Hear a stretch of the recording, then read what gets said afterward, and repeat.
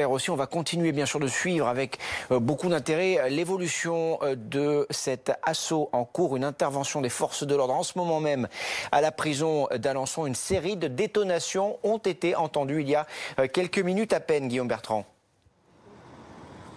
Oui, tout à fait. Et juste à l'instant, une autre détonation a retenti au sein de cette prison, de ce centre pénitentiaire de Condé-sur-Sarthe. C'est ce qui semble être des coups de feu, des détonations donc régulières depuis maintenant un bon quart d'heure ici dans cette prison. Peu d'informations nous parviennent de l'intérieur de la prison. On sait que le détenu est retranché avec sa femme, qu'il est muni d'un couteau en céramique et qu'il se dit porteur d'une ceinture d'explosifs. Mais là encore, c'est une information qui est invérifiable. Les représentants syndicaux se sont succédés devant nos caméras et beaucoup nous ont dit que la femme serait une complice de son mari, et cette ceinture d'explosifs que le détenu prétend porter entraîne beaucoup de précautions de la part des équipes qui sont sur place, le RAID et les équipes régionales d'intervention et de sécurité qui sont là depuis près de 8 heures maintenant ici au sein de la prison de Condé-sur-Sarthe, où des détonations retentissent régulièrement donc depuis 15 minutes. Merci Guillaume Bertrand donc pour toutes ces informations. On le rappelle, donc l'assaut a été donné par le RAID ce soir donc dans la prison de Condé-sur-Sarthe. Intervention en cours, on entend des détonations.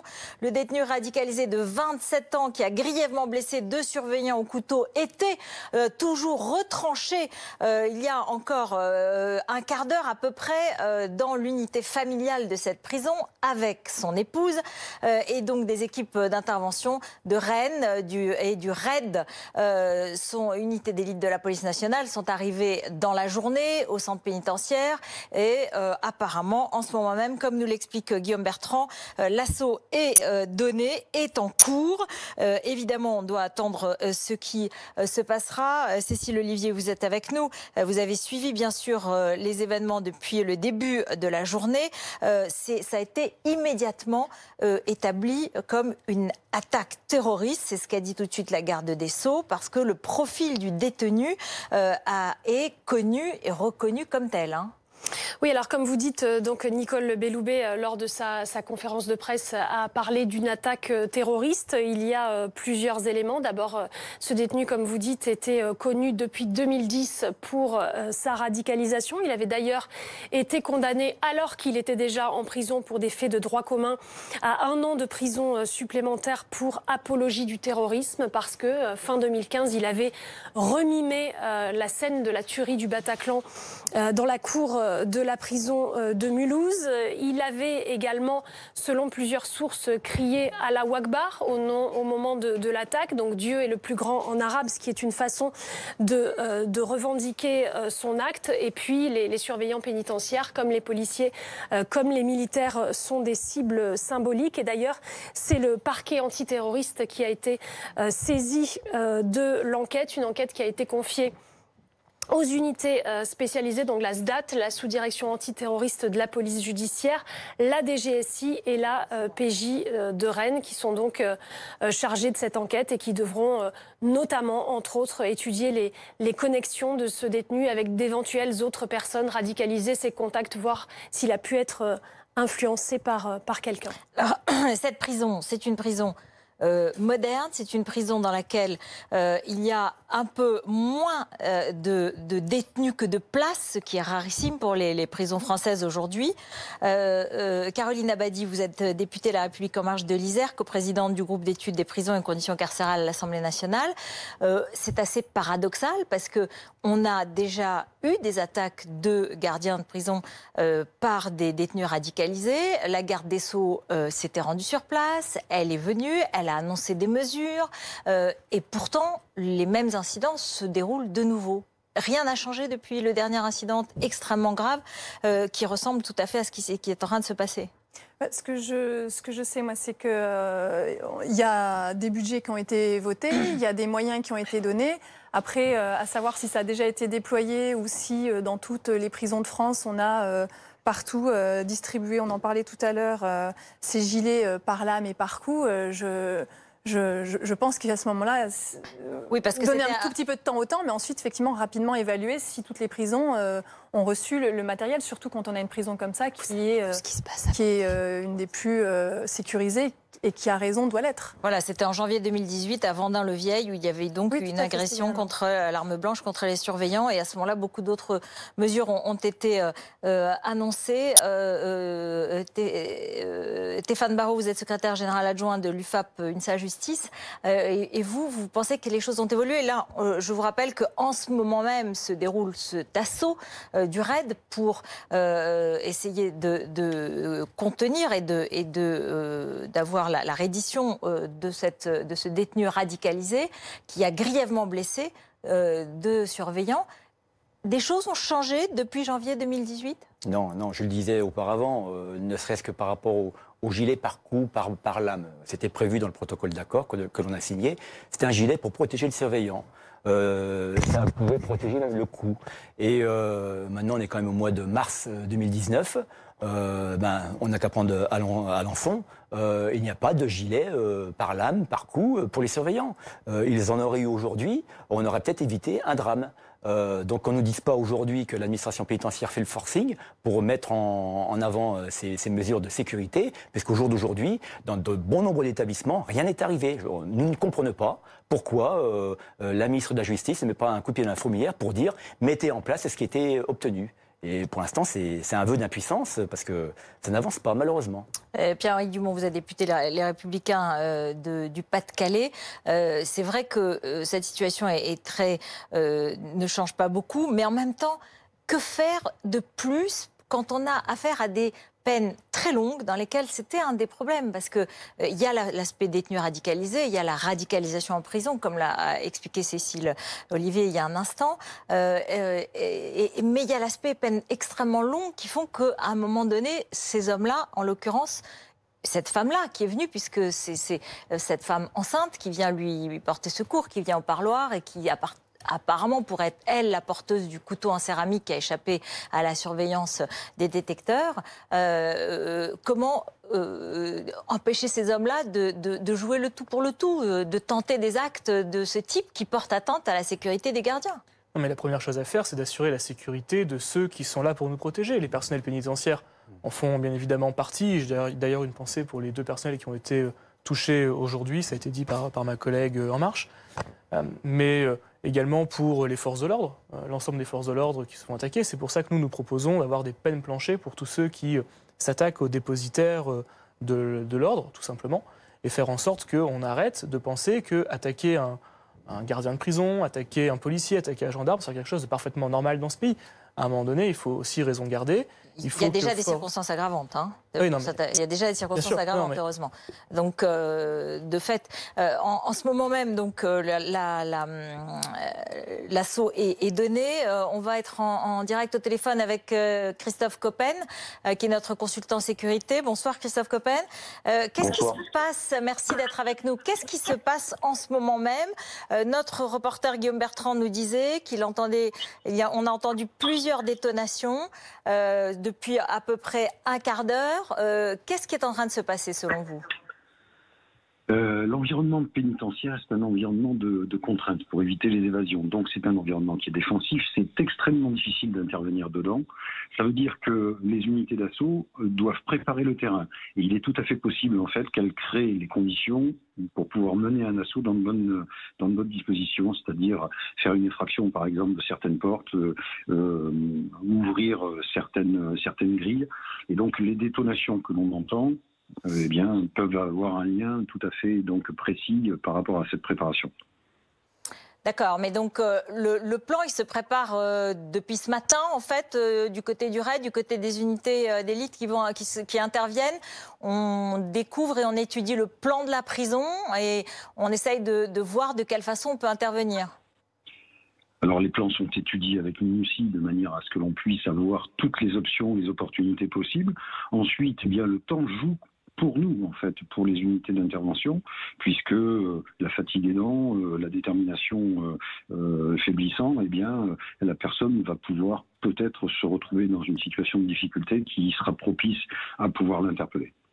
C'est vrai que depuis la dernière agression en janvier 2018, il y a eu un certain nombre de propositions qui ont été faites, et notamment que la circulation, les parloirs et tous ces moments de mouvement de ces détenus radicalisés, violents et très surveillés soient beaucoup plus contrôlés. De fait, on ne sait pas exactement où on est. Il y aura une enquête, j'imagine, qui a déjà commencé, d'ailleurs par le parquet antiterroriste aujourd'hui. Mais qu'est-ce qu'on peut faire de plus, selon vous, Christophe Coppens ? On a la possibilité d'avoir des scanners corporels, c'est-à-dire que bien sûr des armes en céramique, lames et autres, ne vont absolument pas sonner avec les détecteurs actuels. Donc il va falloir mettre des mesures supplémentaires pour des prisons très ciblées qui reçoivent des individus d'une très grande dangerosité, et il va falloir très certainement arriver sur ces scanners qui sont le dernier cri mis à disposition des aéroports, et puis d'autres structures hautement protégées. Oui, parce que c'est vrai que c'était une des surprises peut-être dans cette affaire, c'est d'apprendre que les couteaux en céramique pouvaient échapper au détecteur de métaux. On le sait, ça ? On le savait. Vous savez, on était au courant de cette difficulté, en fait, depuis des années. Il y a même le plastique G10 qui est indétectable également. Il y a beaucoup, en fait, de composants qui peuvent servir à obtenir donc des moyens d'agression. Une simple carte bancaire qui a été aiguisée peut suffire, elle aussi. Enfin, on voit tous les moyens de nuire qui sont vraiment à disposition de quelqu'un qui est déterminé. Donc la sécurité absolue de tout ce qui va rentrer à l'intérieur d'un établissement est très très compliquée aujourd'hui à établir. Ce sont ces prisons-là très spécifiques qui reçoivent les individus les plus dangereux, et notamment ceux qui sont ultra radicalisés. Donc il n'y a aucun doute sur leur détermination, qui nécessite d'avoir des moyens spéciaux. Merci beaucoup Christophe Coppens donc, pour toutes ces précisions. Cécile Olivier, vous avez des explications sur les détonations. Vous nous le disiez à l'instant, ce serait des grenades assourdissantes. Oui, alors c'est assez classique. Quand on mène une opération du RAID, il lance des grenades assourdissantes. Ce sont les détonations qu'a entendu notre reporter sur place. Ça permet d'étourdir, de choquer les personnes qui sont à l'intérieur pour faciliter les opérations. On rappelle que le détenu et son épouse sont retranchés depuis 10 heures ce matin, maintenant, dans cette unité de vie familiale qui est une sorte de gros parloir pour les familles, pour les couples, qu'ils sont armés d'un couteau en céramique dont les autorités se demandent comment il a pu rentrer dans cet établissement qui est ultra sécurisé, et ils prétendent avoir une ceinture d'explosifs, ce qui est évidemment invérifiable. Un peu avant 12h30, le RAID est arrivé sur place. Les ERIS de Rennes, qui sont les unités d'élite de l'administration pénitentiaire chargées de gérer ce genre d'incidents graves, étaient sur place également.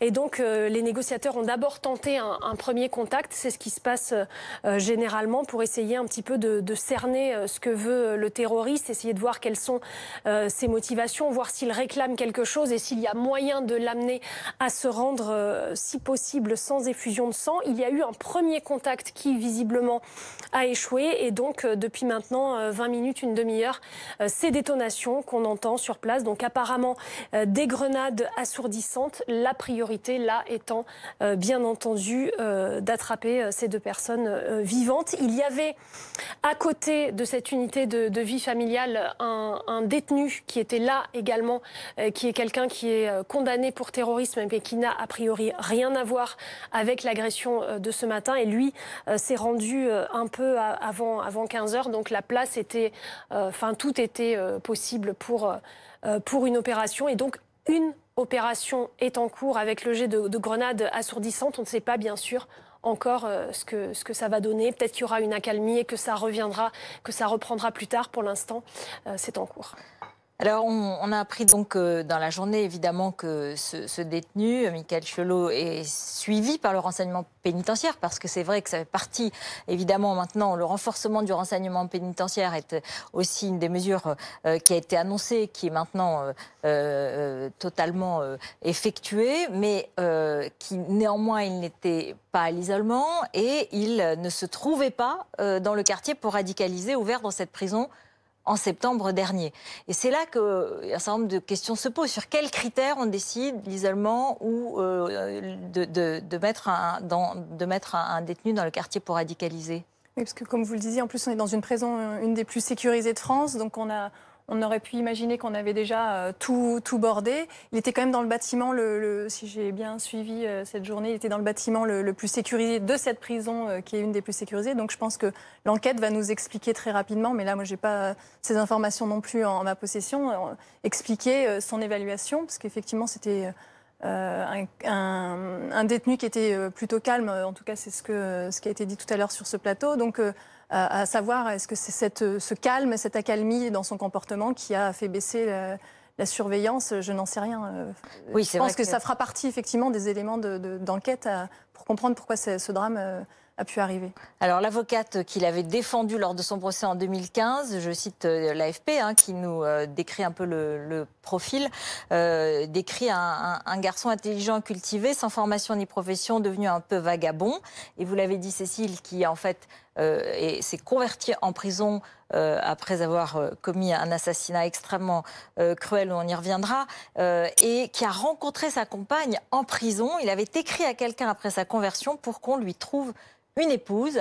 Donc c'est le sentiment qu'il y a une forme de vie interne dans la prison, à l'intérieur de groupes de détenus radicalisés, y compris d'aller chercher une épouse. Oui, a priori, c'est ce qui ressort des éléments que nous avons en possession. Il ne faut pas non plus oublier que pour les individus radicalisés, il y a la possibilité de dissimuler cette radicalisation pour duper l'ennemi, l'attaquia. Et donc, est-ce que ça en fait partie? Est-ce que ce comportement qui était le sien, qui était celui d'être beaucoup plus doux, d'être peut-être un peu plus docile, ce qui a pu permettre d'arriver dans cette unité de vie familiale, est-ce que ça fait partie de cette dissimulation? L'enquête le dira. Mais ça pose vraiment la question de savoir ce qu'on doit faire des détenus dangereux radicalisés. Est-ce qu'on doit les mettre à l'isolement et que à l'isolement? C'est une question sur laquelle il faudra se pencher et sur laquelle nous, les Républicains, nous sommes extrêmement favorables. Oui, Stéphane Barrault, qu'est-ce que vous en pensez? Oui, bien évidemment, il faudra mettre les moyens, mais à un moment donné, il faut se donner les moyens de notre politique. Là, en l'occurrence, c'est un établissement qui est extrêmement difficile, compliqué à gérer. Il faut mettre du personnel, il faut mettre aussi tous les moyens sécuritaires qu'il le faut. Et notamment, je le rappelais tout à l'heure, les gilets, les passe-menottes. Voilà, si on met à disposition des personnels des gilets, des passe-menottes et qu'on ne les utilise pas, ça ne sert à rien. C'est ce qu'on constate aujourd'hui. Donc, à un moment donné, changeons de politique, menons la politique que l'on veut donner. Et c'est pas, pour l'instant, ce n'est pas ce que l'on ressent dans nos prisons françaises. Oui, donc cet établissement de Condé-sur-Sarthe qui a été inauguré en 2013 et qui est avec celui de Vendin-le-Vieil le plus sécurisé de France, qui héberge actuellement 110 détenus pour 195 places avec des profils très dangereux et donc qui est entouré de 4 miradors, d'un mur d'enceinte de 3 mètres, donc beaucoup plus haut qu'ailleurs, mais avec des profils qui sont très dangereux et qui du coup posent ce type de questions, puisque l'agression de Vendin-le-Vieil, elle est en janvier 2018, c'est le même profil de prison en fait, des profils de prison ultra sécurisés, modernes, avec moins de détenus que de places, ce qui est assez rare, et donc du coup où en fait il y a quand même un échec. C'est la démonstration qu'il y a un échec, même si c'est un cas, ça fait 2 cas en un an, mais ça veut dire que ce type de modèle de prison ne réussit pas. Ce qu'il faut savoir quand même, c'est qu'au début, cette prison de Condé-sur-Sarthe, elle était prévue pour moins de 100 détenus. Et parce qu'on le voit bien, pour manque de budget, l'administration met beaucoup plus de détenus. Et aujourd'hui, on arrive à 150, voire on peut monter jusqu'à 180 détenus. Alors qu'à l'origine de la construction de Condé-sur-Sarthe, c'était moins de 100 détenus, avec des conditions beaucoup plus drastiques que ce qu'il y a lieu maintenant. Donc voilà, le problème, il est là aussi. On va retrouver Guillaume Bertrand tout de suite, notre reporter sur place. Guillaume, alors est-ce que vous entendez toujours des détonations? Quelle est la situation? On le sait, il y a une intervention des forces de l'ordre en ce moment à la prison de Condé-sur-Sarthe dans l'Orne. C'est la prison d'Alençon. Oui, la dernière détonation date d'il y a environ 5 minutes ici à la prison de Condé-sur-Sarthe. Ces détonations ont commencé à retentir aux alentours de 18h40 et à intervalles réguliers. Alors, il peut s'agir de grenades assourdissantes, de tirs de sommation pour déloger le détenu qui est accompagné, je le rappelle, de son épouse arrivée hier matin dans ce lieu particulier qui est l'unité de vie familiale, un lieu où les détenus peuvent rencontrer leurs proches, voir leurs proches à l'abri des regards des surveillants pénitentiaires. C'est là que le RAID et l'ERIS, cette unité d'élite de l'administration pénitentiaire, sont en train de mener un assaut. C'est donc, ils sont ici depuis à peu près 10h ce matin. C'est le RAID et les ERIS sont là à peu près depuis 10h ce matin. Plusieurs détonations donc retenties depuis 18h40 ici au centre pénitentiaire de Condé-sur-Sarthe. Une précaution, beaucoup de précautions bien sûr de la part des forces en présence, puisque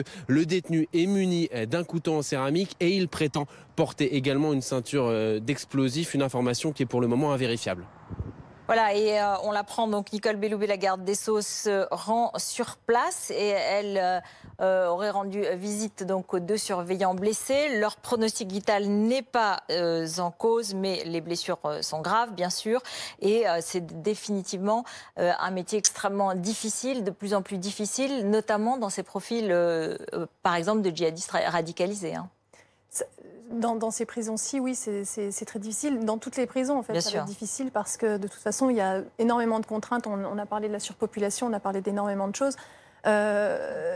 Vous parliez de l'année dernière. En un an, effectivement, qu'est-ce qui s'est passé en un an ? Il s'est passé un projet de loi, un budget voté et des places de prison qui ne sont pas encore sorties de terre. Mais ce qui est sûr, c'est qu'on a vraiment la volonté très ferme de construire plus de places pour désengorger les prisons qui sont en surpopulation et également des places plus sécurisées pour justement faire face à cette société qui n'est pas du tout la même qu'il y a 30 ans. Donc il faut construire des places de prison en nombre, plus sécurisées. Ça ne veut pas dire qu'elles doivent toutes être ultra sécurisées parce que ça ne répondrait pas à l'ensemble de la délinquance française. Mais il faut effectivement, dans notre cocktail, si je puis dire, de places à construire, aussi penser à ces détenus radicalisés, à les mettre en étanchéité, c'est un petit peu ce que vous disiez tout à l'heure, à les isoler effectivement parce qu'il ne faut pas qu'ils puissent faire de prosélytisme. Ce jeune homme n'aurait peut-être pas été radicalisé s'il n'avait pas été au contact d'autres...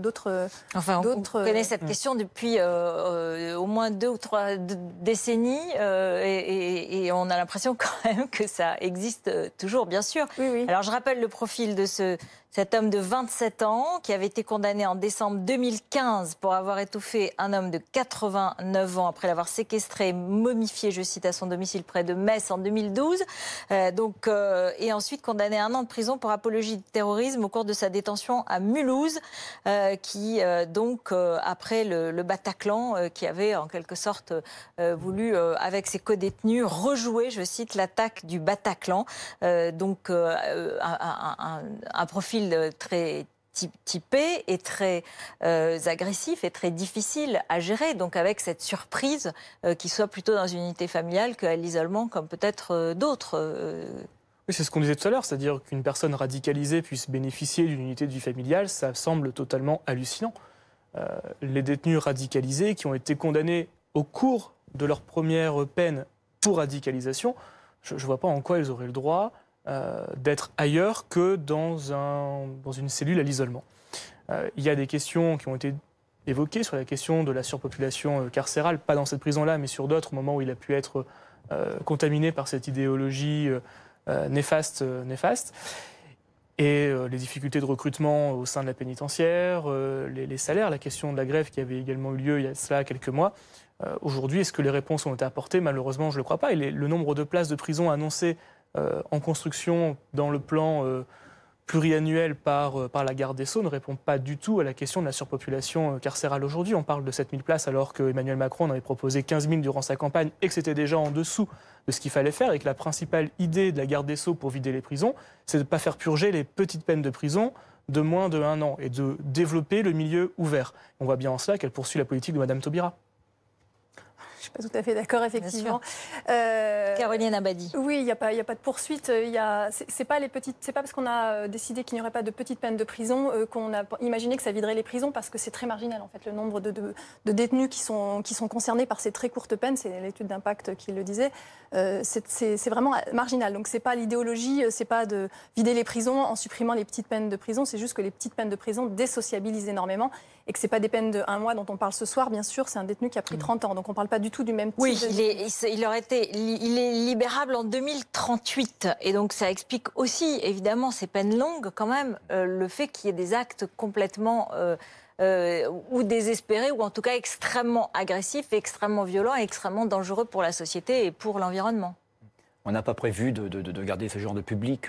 Déjà, quand on a, avec l'abolition de la peine de mort, on n'avait pas prévu, on n'avait pas anticipé qu'on allait avoir des longues peines et qu'il fallait les gérer pendant 30, 40 ans. Et là, on se rend bien compte qu'aujourd'hui, c'est des profils extrêmement dangereux et qu'on est complètement impuissant, si ce n'est de mettre un bout de sparadrap et puis de gérer du mieux qu'on peut ces détenus.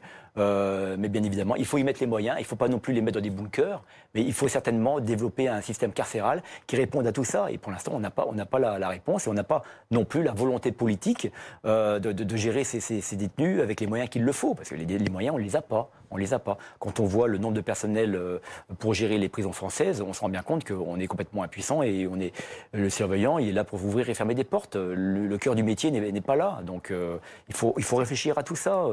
Et pour l'instant, on répond qu'on construit des prisons, mais pour remplir ces prisons de détenus, il faut aussi des surveillants pour les garder. Et ça, on ne l'a pas anticipé.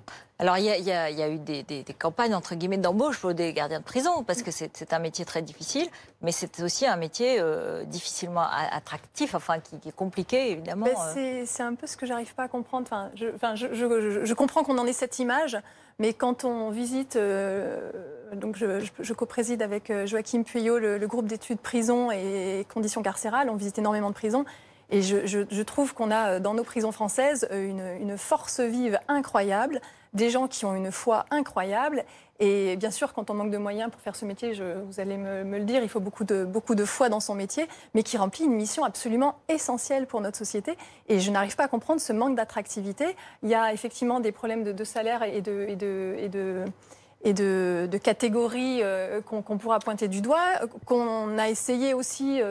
d'adresser avec, je crois que c'est 4% net sur l'ensemble des surveillants d'augmentation. Il y a des choses qui sont faites, certainement que ce ne sera jamais suffisant, là je vous rejoindrai aussi, mais ce qui est intéressant, c'est que c'est un métier qui est très varié et qui pour moi devrait attirer plus, très sincèrement, parce qu'il y a énormément de choses dans la pénitentiaire, il y a énormément de métiers et il n'y a pas que fermer et ouvrir des portes, il suffit d'entrer dans des prisons pour le dire. Et le problème aujourd'hui, c'est qu'il y a les budgets pour embaucher ces jeunes surveillants, mais on a un abandon ou on a une désaffection de cette filière. Donc c'est vraiment des questions qu'on est en train de se poser dans ce groupe d'études pour savoir comment aider au mieux à faire reconnaître ce métier et à le rendre attractif, parce qu'il est vraiment passionnant. Il est vraiment passionnant, mais c'est vrai qu'aujourd'hui, il est très difficile à défendre. On sait que demain, un appel à un mouvement a été lancé, un mouvement de grève des gardiens. Et donc c'est vrai qu'il avait été relativement efficace la dernière fois, puisqu'en 2018, il avait duré, il avait conduit la garde des Sceaux à annoncer un certain nombre de mesures.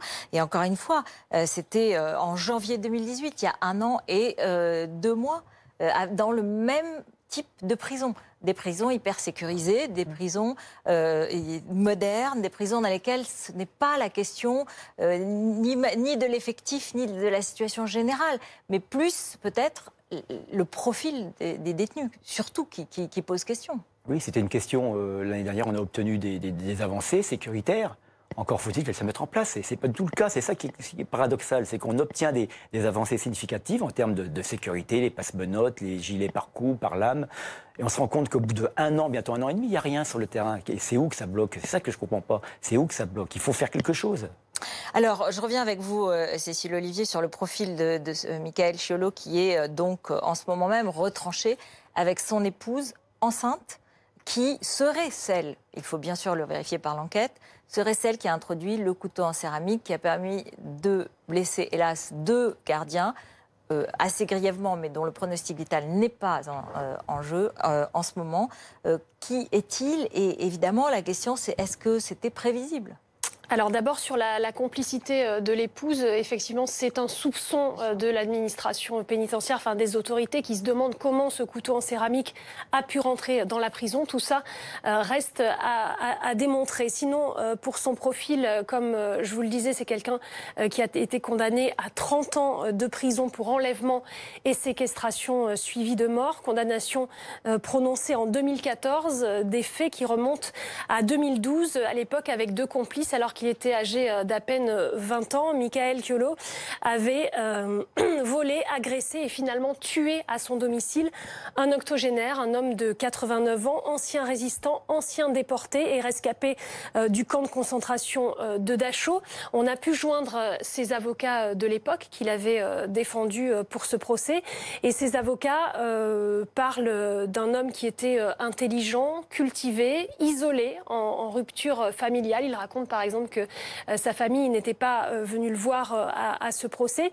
Il raconte aussi qu'il y a eu une aggravation dans sa radicalisation. Ce sont ces avocats qui disent que s'il a été converti en 2010, la radicalisation semble s'être aggravée après ce procès en prison, de 2000, plutôt en prison. Après ce procès de 2014, même s'il avait été converti et repéré pour sa radicalisation avant, mais il y a eu visiblement une aggravation. On a pu parler également au procès à l'avocat des parties civiles de l'époque, qui lui a décrit quelqu'un qu'il décrit comme sans foi ni loi et qui raconte qu'à l'époque, donc cet octogénaire, la victime, avait des croix de guerre et donc les auteurs avaient pris le train pour Paris pour revendre les croix de guerre de l'octogénaire pour s'acheter de l'alcool selon cet avocat. Et j'ajoute qu'il a également été condamné, ce détenu, en 2015, alors qu'il était déjà en prison, à 1 an de prison pour apologie du terrorisme, parce qu'il avait mimé la tuerie du Bataclan dans la cour de la prison de Mulhouse. Et donc ce détenu qui est jeune, qui est âgé de 27 ans à peine, est libérable en 2038 seulement. Voilà, on va retrouver tout de suite Guillaume Bertrand sur place. Où est-ce qu'on en est? Est-ce que vous entendez toujours des détonations? On le sait, donc l'assaut a été donné, une intervention des forces de l'ordre a commencé il y a à peu près une demi-heure maintenant sur la prison de Condé-sur-Sarthe. Où est-ce qu'on en est à cette heure-ci, Guillaume? Bien, des détonations retentissent toujours à intervalles réguliers depuis 18h40. Maintenant, vous entendrez peut-être d'ailleurs pendant ce direct ces fameuses détonations qu'on entend depuis plus d'une demi-heure. Le détenu est toujours retranché avec son épouse ici dans ce centre pénitentiaire, dans cette unité de vie familiale, ce lieu particulier où les détenus peuvent voir, rencontrer leurs proches un peu à l'abri des regards des surveillants pénitentiaires. Détenu retranché donc avec son épouse et depuis bientôt 10 heures ce matin ici dans cette prison. Il y a beaucoup de précautions qui sont prises de la part des forces en présence, du RAID et des ERIS, cette unité d'élite de l'administration pénitentiaire, puisqu'on sait que le détenu en question qui est retranché est muni d'un couteau en céramique qu'il prétend porter une ceinture d'explosifs, une information pour le moment invérifiable. Et on sait également qu'il est radicalisé, et ce depuis 2010. Il a d'ailleurs été condamné, je le rappelle, en 2015 pour avoir mimé les attaques du Bataclan. Merci Guillaume Bertrand. C'est vrai qu'il y a une menace dont on ne peut pas vérifier, vous le disiez Cécile Olivier, une ceinture d'explosifs. Il serait porteur d'une ceinture d'explosifs. Est-ce que ça c'est possible? Est-ce que c'est imaginable qu'on puisse rentrer une ceinture d'explosifs? C'est évidemment à cette heure-ci absolument pas vérifié. Ça peut être une menace, ça peut être un moyen de chantage évidemment, et pour impressionner les forces de l'ordre et pour impressionner les gardiens. Mais est-ce que ça c'est pensable? C'est toute la difficulté justement qui pose problème aux gens qui veulent intervenir, mais oui, c'est possible. On voit bien, un couteau en céramique ne passe pas, n'est pas détectable. Ouais. Donc du plastique, c'est pas un élément matériel qui sonne à un portique. Donc après, il faudrait d'autres matériels de portique qui soient capables de détecter de l'explosif. Ça, pour l'instant, on n'en parle pas. Donc c'est une difficulté effectivement, puisque les personnes, les visiteurs qui rencontrent les détenus ne sont pas fouillées à corps. Elles passent aux un portique de détection terminé. on n'a pas la possibilité de les fouiller, ne serait-ce par palpation. Donc, je ne dis pas qu'il faut les fouiller, mais déjà, les détenus, c'est compliqué de les fouiller avec l'article 57 de la loi pénitentiaire. Donc, je vous espérais que pour les familles, Alors, Christian Coppen disait tout à l'heure, notre consultant en sécurité, qui connaît bien le RAID, bien sûr, nous expliquait qu'il faudrait une forme de scanner, comme dans les aéroports, pour avoir un peu une vision totale, pour vérifier qu'il n'y a pas de port d'armes par les visiteurs. Mais ça, est-ce que c'est imaginable? Ça serait... Parce qu'il en faut un seul, il y a 2 prisons qui ont des détenus radicalisés. On est à plusieurs dizaines de milliers d'euros, sinon plus. Bien sûr. Mais peu importe, en vrai dire. Sur des prisons comme celle-ci, où on sait que c'est très dangereux, moi, ça me dérange pas du tout de consacrer des moyens à cet élément de sécurité. D'autant que, comme vous le soulignez, on a enlevé les fouilles il y a quelques années en prison. Donc, si on enlève les fouilles, OK, on respecte la dignité des gens, mais à un moment donné, on se donne aussi les moyens de surveiller. Donc moi, sur les prisons ultra sécurisées, alors bien sûr, ça serait ridicule de le mettre partout, parce qu'il ne faut pas imaginer aujourd'hui que les 70 000 détenus, ce sont tous jeunes retranchés dans cette unité de vie. Je ne voudrais surtout pas qu'on fasse d'amalgame et qu'on fasse peur aux Français sur cet élément-là. On a des gens qui sont en prison parce qu'ils ont conduit en état d'ivresse, et voilà, c'est des choses qui arrivent. Enfin non, ça arrive que ces personnes soient en prison. Je ne dis pas qu'il faut conduire en état d'ivresse, pardonnez-moi. Mais donc, pas faire d'amalgame. Mais voilà, il y a des détenus qui peuvent être considérés comme dangereux. Ils sont dans ces prisons-là. Moi, je ne vois absolument pas pourquoi on ne mettrait pas les milliers d'euros qu'il faut pour sécuriser l'accès des visiteurs sur ces établissements-là. Vous avez aussi une autre possibilité, c'est de développer les brigades canines, enfin ce qu'on appelait nous les brigades cynotechniques, qui sont là pour charger, pour détecter de l'explosif. Et ça, c'est pas suffisamment mis en avant sur l'administration pénitentiaire. Il y avait 2 unités, je crois, de mémoire. Elles sont pas suffisamment développées. Et d'ailleurs, on se rend bien compte que elles devaient être étendues à tout le territoire et que c'est compliqué pour l'administration pénitentiaire de nous mettre ces unités avec les chiens pour détecter l'explosif. Ça pourrait marcher sur la céramique? Pas sur la céramique, je parlais de l'explosif. Sur les explosifs. Oui, c'est intéressant.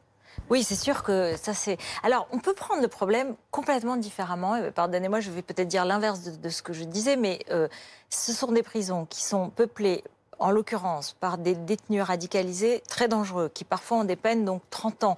Et il y en a beaucoup, et il y en a d'autres qui vont revenir, il y en a qui vont sortir de prison, on va en parler.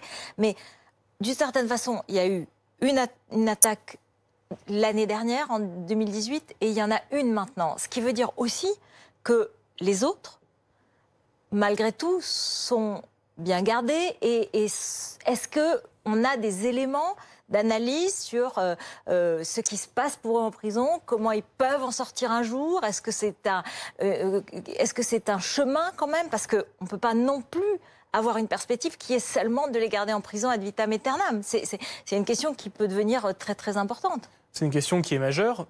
Simplement, il y a 400 détenus radicalisés, condamnés pour terrorisme également, qui vont sortir de prison d'ici la fin d'année 2019. Et donc, il va falloir se poser une vraie question sur le suivi de ces personnes. Enfin, plus, c'est pour ça que nous, on était favorables pour les individus les plus dangereux, répertoriés comme fichier FSPRT, vraiment à caractère terroriste, à ce qu'ils puissent rester en rétention de sûreté après avoir purgé leur peine. Et puis c'est aussi pour ça qu'on a toujours été chez les Républicains extrêmement opposés au rapatriement des djihadistes français qui sont en Irak et en Syrie, parce qu'avant, pour nous, ils sont plus français, ils sont avant tout djihadistes et doivent être jugés et condamnés, certains condamnés à mort par la justice irakienne, puisque c'est la loi de ce pays et dont nous respectons les juridictions, là où ils ont commis leurs crimes et leurs actes, parce que la réalité, c'est qu'on ne sait pas comment gérer ces personnes, on ne sait pas où les placer pendant 40 ans ou 35 ans en isolement, est-ce une solution? Peut-être pas. Ça a été évoqué autour de la table. Les mettre avec les détenus de droit commun, c'est évidemment pas une solution qu'il faut mettre en avant. Et donc, on ne sait pas comment faire. Et en plus de ça, on ne sait pas déradicaliser. Toutes les études ont prouvé qu'aucune manière de déradicalisation, pour l'instant, n'a pu porter ses fruits. Et donc, cette vraie question aujourd'hui, malheureusement, nous pousse, nous, au sein des Républicains, à la seule conclusion qui est de dire qu'il faut que les personnes dont on sait qu'elles sont radicalisées doivent être absolument placées en isolement, sans accès à Internet et sans accès au téléphone. Caroline Abadie, qu'est-ce que vous en pensez? Parce que cette déradicalisation, normalement, elle intervient, ces unités de déradicalisation, avant la sortie d'un détenu radicalisé. Donc c'est tout un chemin, c'est-à-dire une peine déjà effectuée, un travail déjà autour du détenu, et ensuite un travail de déradicalisation et une évaluation. Donc ce sont ces quartiers d'évaluation de la radicalisation qui doivent effectivement intervenir à la fin de la peine pour être sûr que la personne qui a purgé sa peine soit sortie aussi de son parcours de radicalisation. Alors, je vais retrouver tout de suite Christophe Coppen, notre consultant sécurité qui est ancien négociateur du RAID. Merci d'être avec nous. Qu'est-ce que vous imaginez qui se passe? On s'est parlé il y a à peu près une demi-heure. Ça fait une demi-heure donc que cet assaut a été donné, ou en tout cas que l'intervention a commencé. Quelles sont les précautions qui sont prises? Quels sont les objectifs de l'unité d'intervention? Comment est-ce que cette opération a été préparée? Devant les allégations de l'individu sur la possibilité qu'il y ait des explosifs qui aient été introduits, en l'occurrence par l'épouse avec le couteau, il est nécessaire d'avoir une très grande prudence. Et notamment pour pouvoir effectuer un assaut dans de bonnes conditions, il faut préparer en quelque sorte les lieux de manière à ce qu'il puisse y avoir une intervention la plus fulgurante possible, la plus rapide possible. Donc les détonations que l'on entend, eh bien, elles peuvent avoir bien sûr une raison qui est sur la combativité en fait. Je vous interromps puisque Christophe Castaner vient d'annoncer que le détenu et sa compagne avaient été interpellés à l'instant même par le RAID, donc le ministère de l'Intérieur, qui annonce donc que l'opération s'est effectuée et il salue le sang-froid et le professionnalisme des unités d'intervention qui donc, et c'est important et intéressant, ont interpellé le détenu et sa compagne à cette heure-ci. Donc c'est une intervention qui a duré à peu près un peu moins d'une heure. Christophe Coppen, comment ça a pu se passer ? Ça a pu se passer donc avec des grenades qui ont permis de saturer quelque part la zone de retranchement, créer une situation de déstabilisation propice donc à son interpellation, parce que l'objectif d'une unité d'inter, c'est systématiquement en fait l'interpellation. Il faut le savoir. Quand malheureusement, eh bien, les choses se passent avec une autre échéance, à ce moment-là, eh bien, c'est toujours quelque part un peu un échec, puisqu'on essaye d'interpeller les gens vivants de manière à ce qu'ils puissent ensuite être traduits en justice, s'expliquer sur leurs gestes également. Et donc là, les forces de police sont intervenues très certainement par étapes pour pouvoir les acculer dans une zone donc, où il n'y avait pas d'autre possibilité pour eux bien que de se faire prendre. Merci beaucoup Christophe Coppen. Cécile Olivier, vous étiez donc sur cette information. Comment ça s'est passé? Qu'est-ce que vous pouvez nous dire? Alors tout ce qu'on peut le dire pour l'instant, et le ministre l'a confirmé avant qu'on le sorte, l'opération est terminée, opération du RAID. Les deux personnes qui étaient retranchées depuis 10 heures ce matin ont été interpellées vivantes. Leur état de santé est pour l'instant ignoré. Donc une opération qui a duré une petite heure, puisque c'est vers 18h45 que notre reporter sur place nous expliquait qu'il a entendu les premières détonations.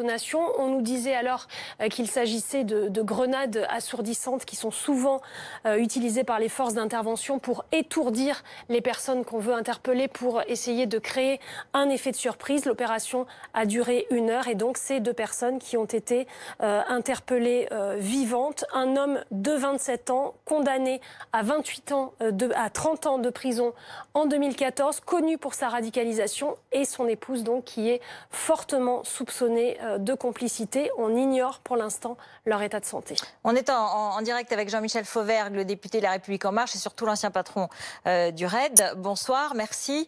Donc le détenu et sa compagne interpellés. Christophe Castaner vient de le confirmer. Cécile Olivier, notre spécialiste police-justice, nous a expliqué un petit peu.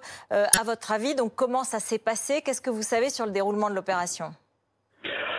Écoutez, ce que je sais sur le déroulement de ce type d'opération-là, mais pas de cette opération particulière, mais sur ce type d'opération, sur les individus radicalisés, il y a deux types d'opérations. Soit l'individu radicalisé détient des otages, et à ce moment-là, il n'y a pas de négociation, et on fait ce qu'on appelle une non-réversibilité, c'est-à-dire qu'on fait un assaut continu assez rapidement pour aller jusqu'aux terroristes. Mais dans ce cas de figure, le cas qui nous concerne aujourd'hui, il n'y avait pas d'otage, donc le RAID avait le temps d'intervenir. Il y a eu une phase sans doute de négociation qui a duré assez longtemps pour arriver à faire en sorte que l'individu se rende, et avec son épouse, visiblement, il voulait aller jusqu'au bout de sa démarche.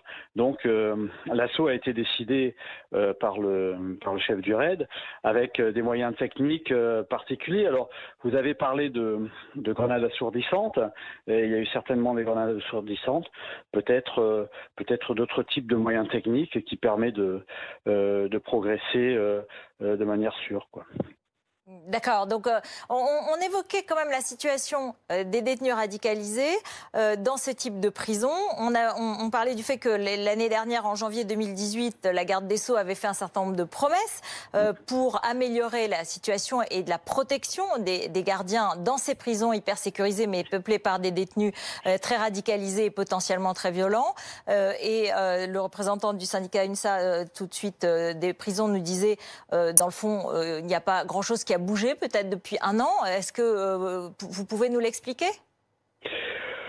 Alors, effectivement, il y a un certain nombre de places de prison qui ont été dédiées à ces détenus radicalisés. Il y en a d'autres qui vont être en construction, comme vous le savez, puisque c'est dans le programme justice qu'on a la loi justice que l'on a votée, et c'est en cours. Maintenant, on part d'une situation qui est pour ce problème-là qui est dégradé, il n'y a pas assez de place, donc il va falloir travailler sur ces places-là, et ça va se faire petit à petit. Maintenant, effectivement, vous avez raison, il faut accélérer la manœuvre et faire en sorte que ces individus-là soient bien évidemment mis à l'écart pour plusieurs raisons d'ailleurs. D'abord pour leur sécurité à eux, mais aussi pour que le prosélytisme dans les prisons cesse, parce que on sait très bien que ces individus-là sont prosélytes et répandent leurs idées à d'autres détenus qui au départ ne sont pas incarcérés pour des faits de terrorisme, quoi. Merci beaucoup Jean-Michel Fauvergue d'avoir répondu à nos questions ce soir. Est-ce qu'on peut imaginer du coup que le mot d'ordre de grève sera levé, ou au contraire il peut être maintenu demain ? Je pense que demain, devant l'émoi des personnels et vis-à-vis de Condé-sur-Sarthe, demain matin, il y aura sûrement des débrayages, bien évidemment, en soutien pour nos collègues. C'est normal. Après, il faudra évaluer la situation pour voir ce que l'on va faire par la suite. Guillaume Bertrand, vous êtes en direct donc depuis la prison de Condé-sur-Sarthe. On va vous retrouver dans un instant. Et tout de suite, c'est Joachim Pueyo qui est avec nous. Il est député PS, ancien directeur de la prison de Fleury-Mérogis. Vous avez suivi donc aussi cet assaut. Vous avez été directeur de prison et vous pouvez comprendre un petit peu ce qui se passe. Est-ce que vous aussi, vous êtes surpris qu'il n'y ait pas eu une évolution dans les conditions de sécurité des gardiens de prison ? Alors, il y a plusieurs sujets. Évidemment, il faut. En plus, nous sommes dans une maison à haute sécurité. Donc, c'est ça qui est étonnant, c'est que la maison centrale d'Alençon a été construite justement pour recevoir les détenus les plus dangereux avec des profils particuliers. Et donc, on a plusieurs questions à se poser. Premièrement, comment se fait-il qu'il y a eu une arme, certes en céramique, qui a pu rentrer? Alors, je sais que les fouilles, c'est difficile. Les portiques ne détectent pas les produits non métalliques. Donc, c'est un sujet qu'il faudra se poser, notamment pour les visiteurs. Et je crois qu'il faudra trouver d'autres méthodes pour mieux contrôler l'accès des visiteurs lorsqu'ils visitent des détenus qui ont un profil lourd et un profil dangereux. Puis la deuxième question, comment ce détenu était perçu? Est-ce qu'il était vraiment radicalisé? Est-ce qu'il était dangereux à tel point que les faits le démontrent là depuis quelques heures? Donc c'est des questions profondes qu'il faut se poser. Et puis il y a également bien évidemment les moyens qu'on doit donner au personnel en termes de sûreté et de sécurité. On voit là ici qu'il y a eu effectivement des faiblesses. Sur notre plateau, le secrétaire général adjoint de l'UFAP, UNSA Justice, disait que, par exemple, les gilets par lame. Donc, évidemment, pour éviter les coups de couteau et des gilets de protection qui pourraient aller jusqu'au haut du cou pour protéger les gardiens, n'avaient finalement pas été livrés en quelque sorte. Est-ce que vous en savez plus? C'est général? Alors, ça l'est pas? Ça l'est? Ce qui est dommage, entre les décisions qui sont prises et puis la mise en œuvre, il y a toujours un temps de latence. Mais là, dans les services pénitentiaires, et notamment dans les maisons centrales qui hébergent des détenus très dangereux, on ne peut pas attendre. Et il faut absolument que les personnels soient protégés également par du matériel ou par effectivement des vêtements adaptés. Ça me paraît nécessaire. Et on le voit ici que si le surveillant avait eu une protection, peut-être que les blessures auraient été nettement moins graves. Donc c'est vraiment des sujets qu'il faut mettre sur la table parce que les surveillants auront beaucoup de difficultés à exercer leur travail et leur mission. C'est déjà compliqué avec des détenus de droit commun. Alors ça le sera encore beaucoup plus avec des détenus qui sont repérés comme des détenus radicalisés qui peuvent être très dangereux. Et là, on a eu malheureusement la démonstration. Donc, si on veut vraiment que les établissements pénitentiaires prennent de la sérénité, il faut faire des efforts pour renforcer les moyens en personnel, ça on l'a dit à plusieurs reprises, mais également les moyens en termes de matériel nécessaire, que ce soit au niveau des portiques pour mieux contrôler également les visiteurs. Est-ce qu'il ne faut pas mettre en place des portiques millimétriques? Je sais que ce n'est pas le cas actuellement, mais c'est une question qu'on doit se poser lorsque vous avez des familles qui viennent visiter des détenus qui sont très dangereux. Donc c'est des questions qu'il faut poser réellement. C'est des questions d'actualité. Je pense que le gouvernement sera bien sûr attentif, la garde des Sceaux aussi, je suis convaincu. Maintenant, il faut absolument prendre des décisions rapides et les mettre en œuvre sans délai. Merci beaucoup Joachim Pueyo. Caroline Abadie, vous avez travaillé dans ce groupe de réflexion sur la prison. Et en fait, on apprend en marchant, c'est-à-dire on apprend en vivant des situations aussi difficiles que celles d'aujourd'hui, aussi dangereuses que celles d'aujourd'hui. Et ces questions-là, on a envie de dire, mais pourquoi vous ne les êtes pas posées avant? Pourquoi elles ne sont pas résolues en amont? On essaie toujours de penser à tous les cas de figure. Sur ce groupe d'études prison, on a décidé de travailler sur les conditions de travail des surveillants. Donc, on a un petit peu expertisé énormément de sujets. Le sujet de la protection, pour nous, quelque part, a été réglé puisqu'il y avait eu ces annonces et ces gilets. Voilà, mais aller du coup évaluer ensuite, effectivement, une fois qu'une décision est prise, évaluer sa mise en œuvre sur le territoire avec un délai qui, effectivement, là, on peut le reconnaître, beaucoup trop long pour des éléments aussi importants pour la protection des surveillants et puis sur des établissements de ce type-là, en tout cas, c'est évident. Oui, Pierre-Henri Dumont, c'est vrai que ça, c'est quand même une question qu'on a depuis un certain nombre d'années, malgré tout. Et de la même façon, on a toujours vu qu'il y avait toujours ce décalage entre la prise de décision, l'annonce de décision et la mise en œuvre, quand même. Oui, mais là, on a vraiment besoin d'aller extrêmement vite. Je pense que ce que disait Joachim Pueyo de façon extrêmement claire, on ne peut pas se permettre d'avoir un temps administratif que l'on connaît en tant qu'élu, en tant que syndicaliste, entre les décisions et les répercussions sur le terrain. Quand on parle d'individus aussi dangereux, quand on parle d'individus radicalisés, la décision doit être beaucoup plus proche de l'action.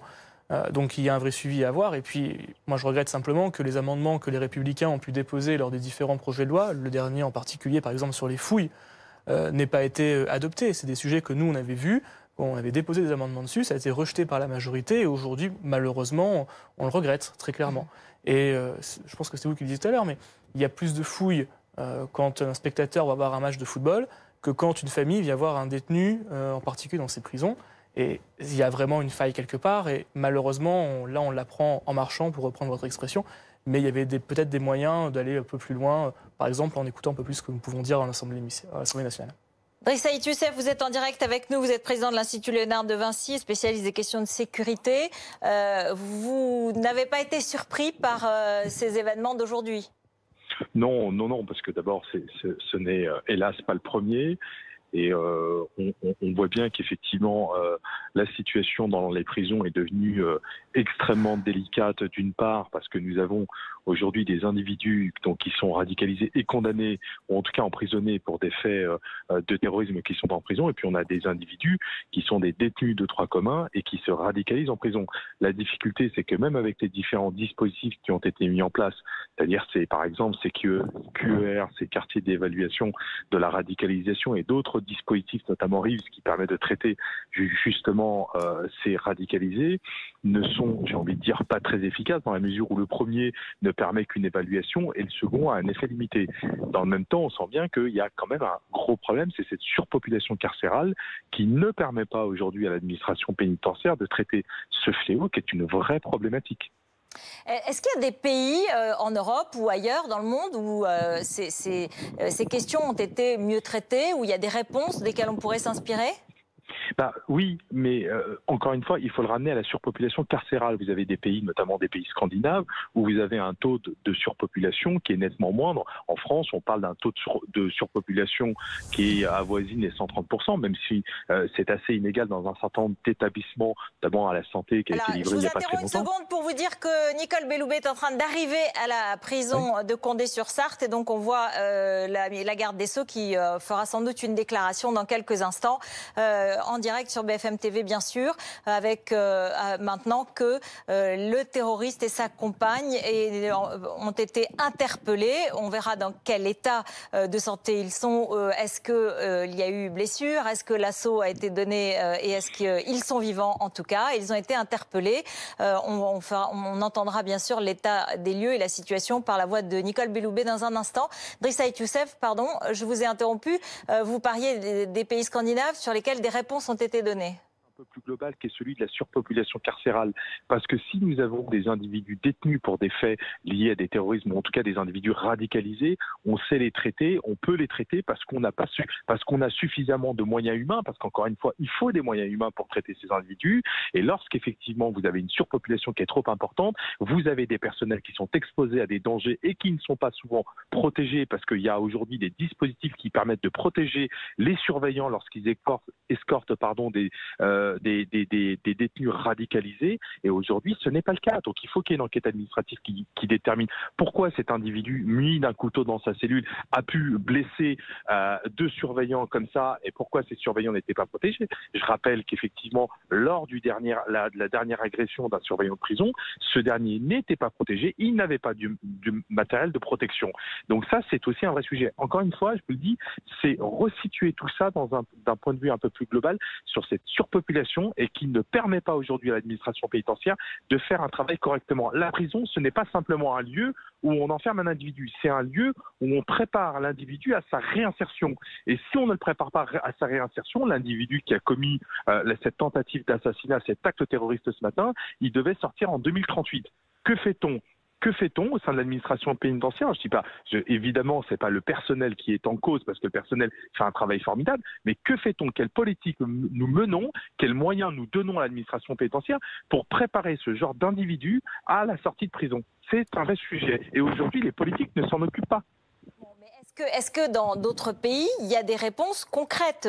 Christophe Coppen, notre consultant sécurité qui était ancien négociateur du RAID, évoquait des moyens de vérification de sécurité comme des scanners à l'entrée de ce type de prison pour éviter la fouille qui peut atteindre à la dignité, mais qui permet ce scanner de vérifier qu'il n'y a aucun port d'armes, par exemple par les familles qui viennent rendre visite. Peut-être qu'aujourd'hui, en l'occurrence, ça aurait été un moyen de prévenir cet acte terroriste dont on le rappelle qui a été commis au moment de la visite par l'épouse enceinte du détenu radicalisé et dont on ne sait pas exactement encore si c'est elle qui a apporté ce couteau ou s'il était déjà en prison. Mais est-ce qu'il y a d'autres dispositifs qui existent? Est-ce qu'il y a d'autres solutions dont on pourrait s'inspirer qui existent aujourd'hui?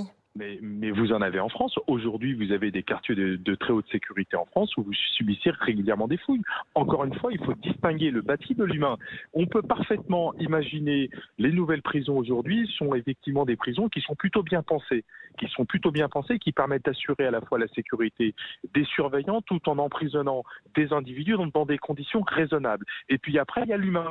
si vous ne travaillez pas l'humain, à un moment donné, vous allez forcément avoir des agressions. Donc il faut évidemment distinguer le bâti de l'humain. Vous savez, ça me fait penser, dans les années 70, lorsque effectivement les politiques ont travaillé ce qu'on appelle la politique de la ville avec un dispositif qui s'appelait Habitat et Vie sociale, on a travaillé sur le bâti et on n'a pas travaillé sur les individus qui étaient dans ces bâtiments. Ça me fait penser à la même chose. C'est-à-dire qu'aujourd'hui, la plupart, lorsqu'il y a des débats politiques à l'Assemblée nationale, on évoque régulièrement les moyens qu'on met au sein de l'administration pénitentiaire pour construire de nouvelles places de prison. Mais c'est un vrai sujet, je vous l'accorde. Mais que fait-on avec ces individus qui sont emprisonnés? Et c'est pour ça qu'on a un taux de récidive qui est anormalement élevé dans notre pays. Et le taux de récidive, ça fait des individus qui retournent en prison. Donc c'est ça aussi le sujet qu'il faut aborder. Merci beaucoup, Driss Aït-Youssef, président de l'Institut Léonard de Vinci. On va retrouver Guillaume Bertrand donc à la prison de Condé-sur-Sarthe, où on l'a vu, la garde des Sceaux, Nicole Belloubet, vient d'arriver. Elle devrait faire une déclaration. Le terroriste et sa compagne ont été interpellés. Cécile Olivier ? Précision, donc le détenu et sa compagne ont été blessés par balle dans l'opération du raid. En revanche, il n'y a pas de notion de pronostic vital engagé, mais en tout cas, ils ont été blessés, donc ils vont sans doute pas être placés immédiatement en garde à vue.